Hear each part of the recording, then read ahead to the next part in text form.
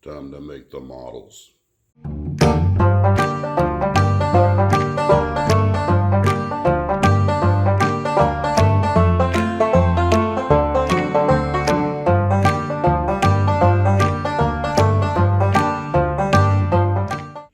Well, guys, unfortunately, I'm actually just going to work, not to work on models. It'll be a 4-day trip, and maybe I'll get some content out while I'm gone, but I wouldn't count on it. But when I get back, I've got a bunch of time off, and I plan to knuckle down and get some building done. One thing I was a little surprised at was how interesting people found the little bit I did on some of the Lockheed multi-engine aircraft and the Japanese Messerschmitt. You know, one of the wonderful things about the Messerschmitt is that it was used by so many people that you don't always have to do the old Luftwaffe build. I mean, you've got the ones that were captured by the Americans and captured by the British. You have the ones, of course, the Japanese had.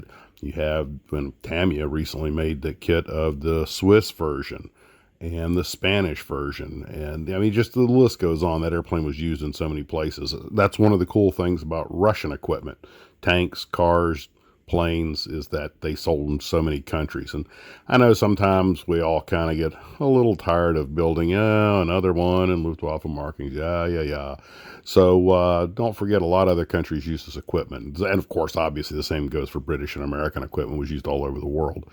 There are actually very few aircraft that were only used by one country, at least common ones. I suppose there are some that were domestically made by smaller countries that never found an export market. But anyway, just saying that if you're building your model and you've kind of burned out on doing the standard, big four from World War II, Japan, America, Britain, and Germany, or I guess 5 if you want to include Russia, you can do something different. I mean, Russian Hawker Hurricane, Russian Spitfire. I mean, the list just goes on. And by the way, I might add that whereas the Japanese considered the Me-109 kind of weak because of that spindly gear, but the Russians actually found the Spitfire kind of weak for sort of similar reasons. They didn't care for that undercarriage. It wasn't good on their rough fields. Of course, when the Russians got their Spitfires, I think the RAF had pretty well ragged them out already. But it is interesting. Well, maybe we'll talk about it at the live stream, of course, not this Saturday, but the following Saturday, about how different nations perceive different aircraft.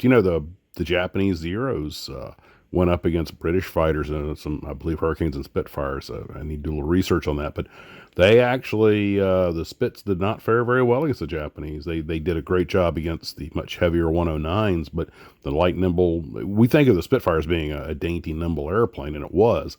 But by Japanese standards, it still had a high wing loading and wasn't really all that maneuverable. All because, as some glue troopers pointed out, the Japanese tended to like the lower altitude, lower speed dogfight.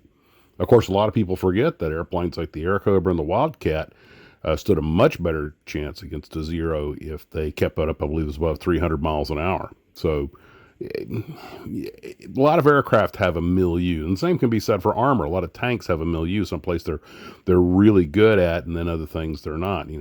Some of the smaller tanks are great in the jungle, where bigger tanks would bog down, and whereas obviously big tanks have the obvious advantages, low profile, that sort of thing. Lots of stuff to talk about when we get back to the live stream with. But mainly I'm getting at is that you can model these things, and you don't always have to make it just, sort of the standard issue, big country airplane. Have a little fun with it. Make a fantasy build if you want. Put a Corsair and Japanese markings or something. And that's what I was thinking about this morning, because that's how my mind works. Well, I'm off to work. You guys take care. Have a wonderful day, wonderful 4 days, and as always, model on.